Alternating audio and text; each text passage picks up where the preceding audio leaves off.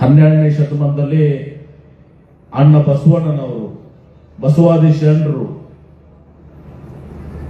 ಇವತ್ತು ಜಗತ್ತಿನ ಪ್ರಪ್ರಥಮ ಪಾರ್ಲಿಮೆಂಟ್ ಅನ್ನ ಅನುಭವ ಮಂಟಪದ ಮೂಲಕ ಎಲ್ಲರನ್ನ ಒಗ್ಗೂಡಿಸಿ ಇವತ್ತು ಸಹ ಕಾಯಕ ಸಮುದಾಯಗಳು, ಸಣ್ಣ ಸಣ್ಣ ಸಮುದಾಯಗಳನ್ನ ಸೂಳೆ ಸಂಕವನ್ನು ಹಿಡ್ಕೊಂಡು ಇವತ್ತು ಸಹ ಸಣ್ಣ ಸಣ್ಣ ಕುಂಬಾರ, ಇವತ್ತು ಉಪ್ಪಾರ, ಇವತ್ತು ಅಂಬಿಗರು ಎಲ್ಲವನ್ನ ಮಾದಾರ ಚೆನ್ನೈಯವರನ್ನ ಹೀಗೆ ಇದು ಮಾಡಿಕೊಂಡು ಒಂದು ಶ್ರೇಷ್ಠವಾದಂತಹ ಪಾರ್ಲಿಮೆಂಟ್ ಅನುಭವ ಮಂಟಪ, ಜಗತ್ತಿನ ಪ್ರಪ್ರಥಮ ಪಾರ್ಲಿಮೆಂಟ್ ಅಂತ ಅದರ ಮೂಲಕ ಇವತ್ತು ಸಹ ಇವತ್ತು ಸಮಾಜದಲ್ಲಿ ಸಾಮರಸ್ಯ ಇರಬೇಕು, ಸಮಾನತೆ ಇರಬೇಕು ಅಂತ ಕನಸನ್ನು ಕಂಡಂತವ್ರು ಅಂತ ಒಂದು ಶ್ರೇಷ್ಠ ಸಿದ್ಧಾಂತವನ್ನು ಕೊಟ್ಟು ಚಿಂತನೆ ಕೊಟ್ಟು ಇವತ್ತು ವಚನಗಳ ಮೂಲಕ ಆಡು ಭಾಷೆಯಲ್ಲಿ ಕನ್ನಡದಲ್ಲಿ ಜನರಿಗೆ ತಲುಪಿಸುವ ಮೂಲಕ ಯಾವ ಸಮಾಜ ಇವತ್ತು ಸಹ ನಾವು ಇವತ್ತು 21ನೇ ಶತಮಾನದಲ್ಲಿದ್ದೀವಿ.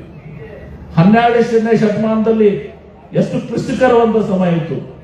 ಸಮಾನತೆ ಬಗ್ಗೆ, ಅನಿಷ್ಟ ಪದ್ಧತಿಗಳ ಬಗ್ಗೆ, ಮೂಢನಂಬಿಕೆಗಳ ಬಗ್ಗೆ, ಅಂತರ್ಜಾತೀಯ ವಿವಾಹಗಳ ಬಗ್ಗೆ ಮಾತನಾಡೋದೇ ಅಂದ್ರೆ ಇವತ್ತು ಸಹ ಒಂದು ನಾನೇನು ಅದು ಕನಸಿನಲ್ಲಿ ಕೂಡ ಊಹೆ ಮಾಡ್ಲಿಕ್ಕೆ ಸಾಧ್ಯ ಇರುತ್ತೆ.